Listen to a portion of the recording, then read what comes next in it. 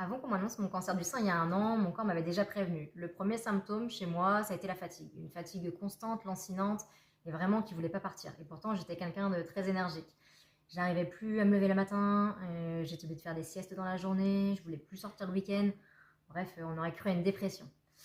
Donc vraiment, faites attention, la fatigue c'est hyper important. Pour moi, ça a été vraiment le premier symptôme. Ça faisait déjà 1 an et demi que ça durait, sauf qu'entre-temps, bah, j'ai eu mon troisième enfant, j'ai changé de travail, un travail beaucoup plus prenant et stressant, et puis la vie du quotidien, bah, comme toutes les femmes, je me suis crue plus forte et je ne me suis pas écoutée. Donc voilà, prenez-en considération.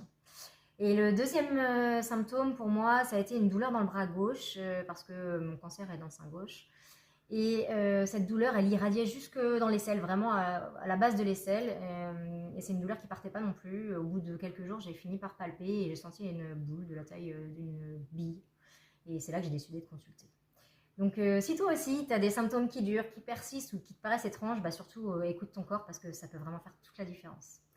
Et si tu peux partager cette vidéo, ben voilà, pour faire partager à tout le monde les symptômes qui peuvent éventuellement être reconnus, parce que le cancer, on dit toujours qu'il n'y en a pas, mais finalement, bah, comme vous pouvez le voir, si je m'étais écoutée, peut-être que je l'aurais décelé plus tôt.